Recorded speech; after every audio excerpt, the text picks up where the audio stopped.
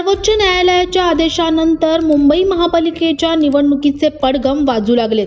मात्र 2022 पूर्वी जी स्थिती होती त्यानुसार निवडणूक घ्यावी असे न्यायालयाचे स्पष्ट निर्देश असल्याने पूर्वीच्याच प्रभाग संख्येवर आधारित निवडणूक होऊ शकतात असा अंदाज महापालिकेच्या निवडणूक खात्यातील सूत्रांनी व्यक्त केली आहे।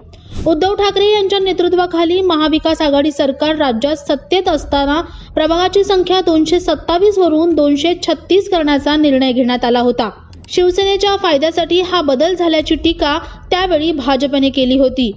जनगणना झाल्यानंतरच प्रभाग संख्येत बदल करण्याचा निर्णय झाला पाहिजे असे भाजपचं म्हणणं होतं।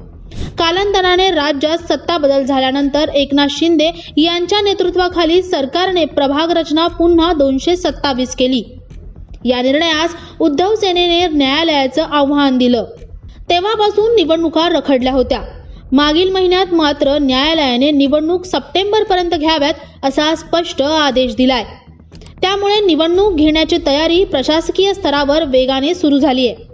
वर्ष 2022 पूर्वी पालिकेत जी स्थिती होती तीच आधारभूत मानून कार्यवाही करावी असे न्यायालयाने सांगितलंय।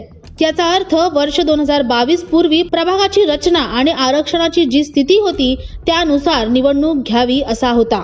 त्यामुळे निवडणूक जुन्याच प्रभाग संख्येच्या आधारावर होतील असा अंदाज वरिष्ठ अधिकाऱ्यांनी व्यक्त केला आहे।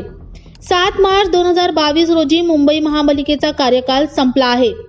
तुम्हाला हा व्हिडिओ कसा वाटला आणि आगामी निवडणुकांविषयी तुम्हाला काय वाटतं आम्हाला कमेंटमध्ये नक्की कळवा आणि अशाच नवनवीन व्हिडिओंसाठी नवशक्ती YouTube पेजला लाईक, शेअर आणि सबस्क्राईब करायला विसरू नका। धन्यवाद।